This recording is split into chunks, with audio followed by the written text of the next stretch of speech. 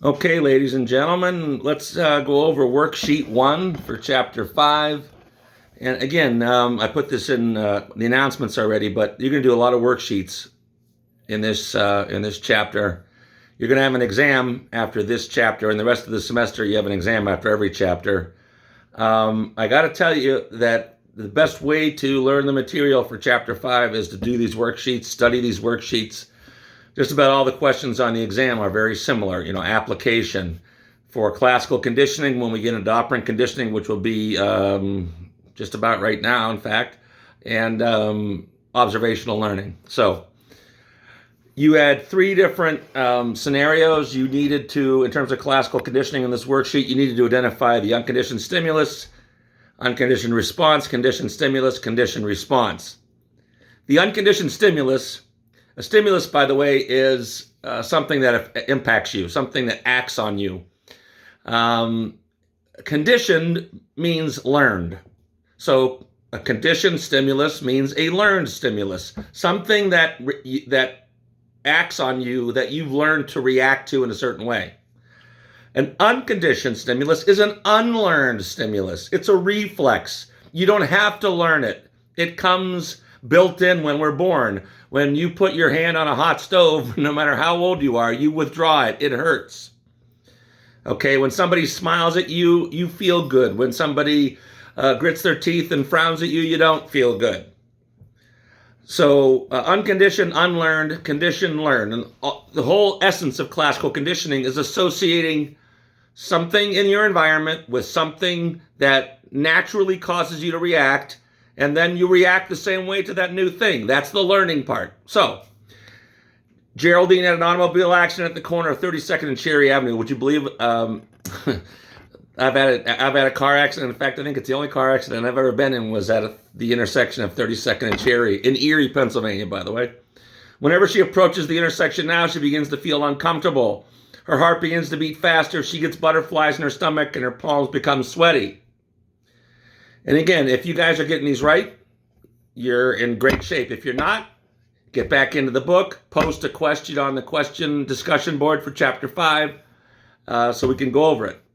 Unconditioned stimulus, the car accident. Accidents naturally cause you to be afraid. Unconditioned response, fear. I got like a glare off of my glasses, and I think it's, well, I'm trying to get rid of it. There, let's try that. I think it's coming in through the window. So the unconditioned response is fear. Conditioned stimulus, the intersection of 32nd and Cherry. So every time she approaches that intersection, it's a reminder of the accident. It's connected to the accident. So she feels a similar fear like she did in the accident. So the conditioned response is her heart rate increases, butterflies in her stomach, her palms sweat, basically the fear response. Classical learning has occurred. You know it's occurred when the conditioned stimulus and the when the conditioned response and the unconditioned response have become the same. That's how you know the association has been made between the unconditioned stimulus and the conditioned stimulus. Okay?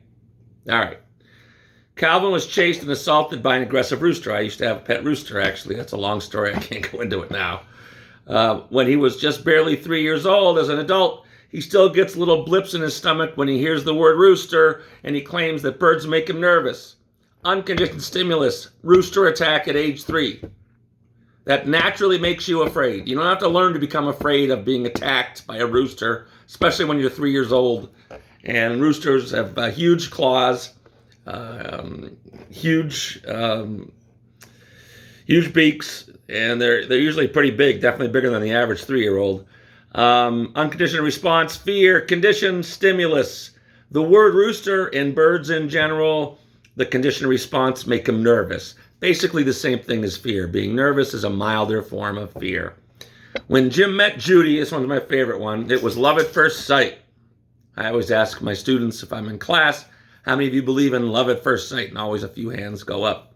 So those of you that are at home watching this, how many of you believe in love at first sight? Let me know. Jim cannot explain, I don't, by the way. Jim cannot explain why it is that Judy turns him on because he knows girls that are prettier than Judy and who have more outstanding personalities. At their wedding, a perceptive family friend commented that there is something about Judy that reminds her of Jim's mother.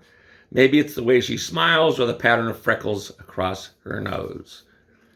Unconditioned stimulus, Jim's mother. Jim naturally loves his mother. Unconditioned response to that unconditioned stimulus, love. Conditioned stimulus, Judy. He associates unconsciously, by the way, not consciously, Judy with his mother. And yes, plenty of people marry someone because they psychologically remind them of their mother or father unconsciously. They're not aware of it. Conditioned response, the response to Judy is love. And this is why it was love at first sight. Okay? Hopefully you guys are getting it. We'll go over more of these worksheets. If you're not, again, post your questions and look for, make sure you take a look at the assignment calendar today. Get what's there done by Monday at the latest. I will also put an announcement in Blackboard about that. That's as I've been doing. And have a good weekend.